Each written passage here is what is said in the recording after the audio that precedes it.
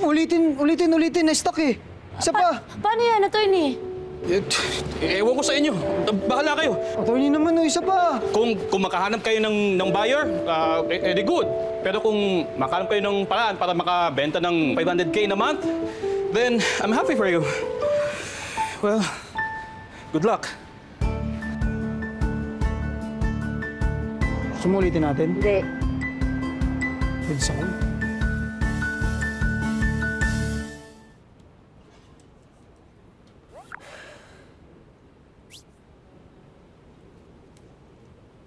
Kung mag-alala pa, gagawin ko lahat para hindi mapunta sa iba tong shop.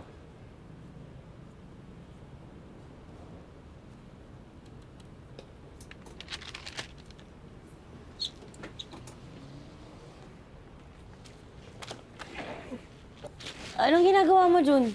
Ha? Bulalatag, bakit? Bakit? Dito ka matutulog?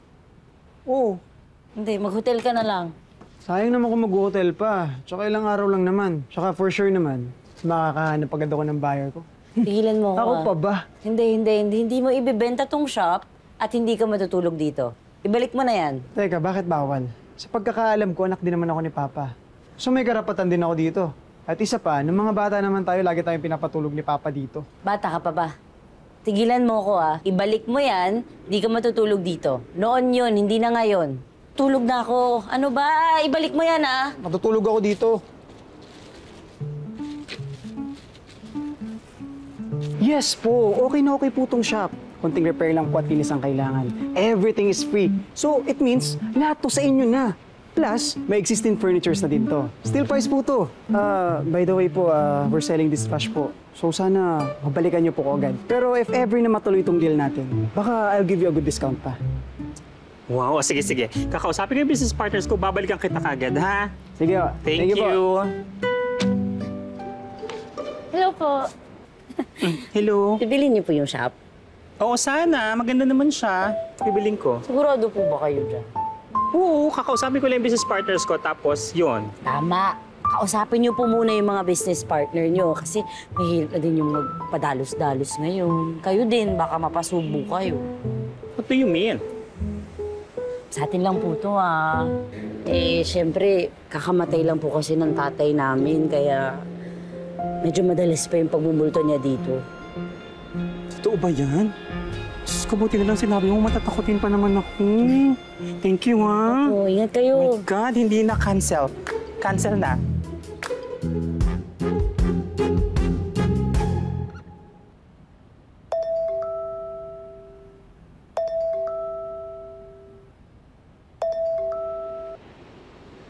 Hello? Is this Abigail Inocencio? Yes, speaking po. Hi, ma'am. This is Kathy Guzman from the Leon Business Financing Company. Ma'am Abigail, upon reviewing your documents po for the loan, we regret to inform you that it was declined. Miss Kat, baka naman po pwede niyong i-reconsider, please. Kailangan lang po kasi talaga namin para sa business namin. Naku, sorry, mama. You may apply na lang po next time. Thank you.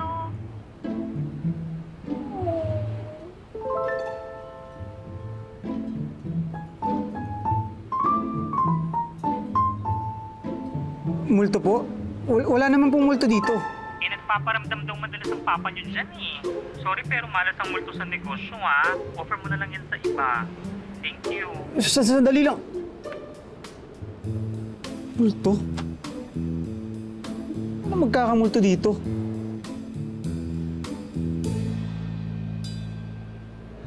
Multo pala.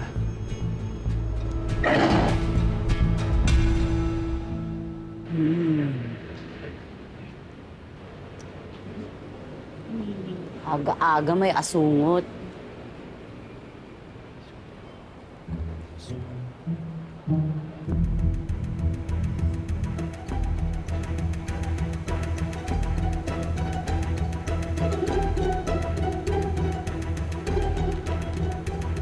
Ano nangyari dito?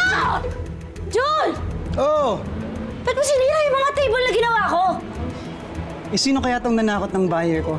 Yabang-yabang mo magsalita dyan. Wala ka naman kasi talagang karapatang ibenta tong shop. Bakit? Anong gusto mo mangyari? Wala akong mapala. Bakit? Anong gusto mo? Pera? Pipiliin mo talaga yung pera kaysa pangalagaan tong shop. Kaysa tulungan mo ako na panindigan tong shop ni Papa. Ito na nga lang yung iniwan niya sa atin. Wala ka man lang karespe-respeto. Pinili mo nang samahan si Mama, di ba? Tapos iwan siya. Tapos ngayon ano, babalik-balik ka para sa mana. Wow! Wow! Nagsalitang magaling na anak. Sino kaya yung nandito naman pero hindi maalagaan si Papa dahil busy sa boyfriend niya? Ano? Kung kala mo hindi ko alam, eh di ba kaya ka lang naman bumalik dito dahil naghiwalay kayo ng boyfriend mo? Tapos ngayon kung makaasta ka, parang ikaw lang yung mabait na anak.